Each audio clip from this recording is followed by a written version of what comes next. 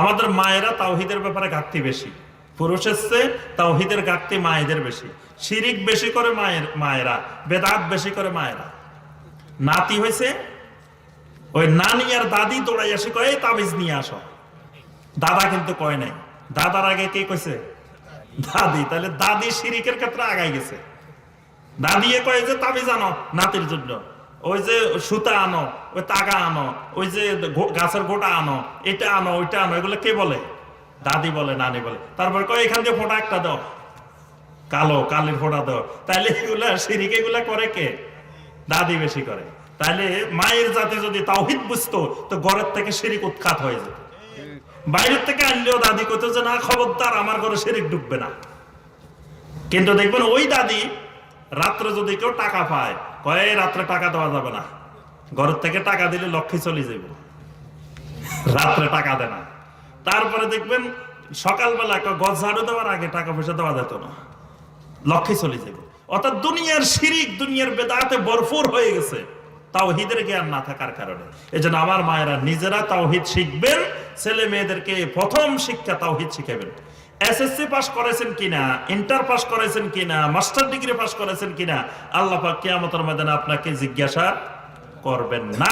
কিন্তু ছেলে মেয়েকে তাওহীদ শিখাইছেন কিনা, এটা আল্লাহর কাছে জবাবদিহি করা লাগবে।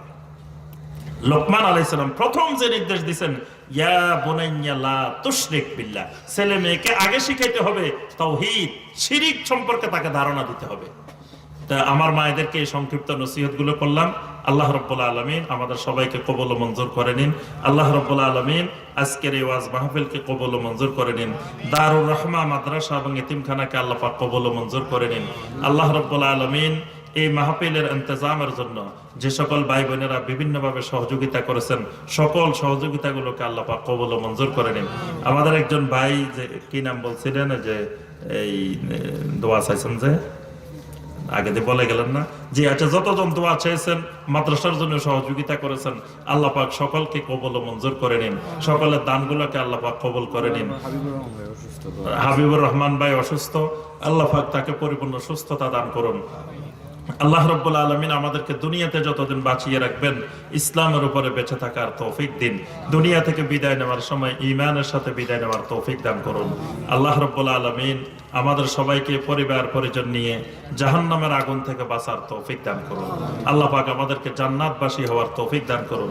আব্বা আম্মা মুরব্বিয়ান যারা দুনিয়া থেকে বিদায় নিয়েছেন, সবাইকে আল্লাহ রাব্বুল আলামিন আযাবে কবর, আযাবে নার থেকে হেফাজত করুন। সম্মানিত ভাই ও বোনেরা, তো আমরা আগে তো আলহামদুলিল্লাহ মাদ্রাসার জন্য দান করেছি। তো যারা দান করি নাই আগে, তারা এখন সর্বশেষে মাহফিল শেষে এখানে দিয়ে যেতে পারেন।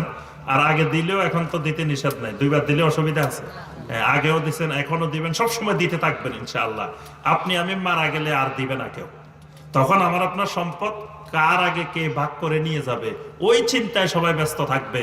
কেউ আপনার জন্য আল্লাহর রাস্তায় খরচ করার জন্য আর চিন্তাই করবে না, আপনার নামে থাকবে না। করলে মাঝে মাঝে কিছু বেদাতি কাজ করব, যেগুলো আপনি পাবেন না। 7 দিনের দিন খাওয়াইবো, 10 দিনের খাওয়াইবো, 40 খাওয়াইবো, যেগুলো সওয়াব আপনি পাওয়ার সম্ভাবনা নাই। এরকম কিছু বেদাতে কাজ করবে যেগুলো আপনি পাইবেন না।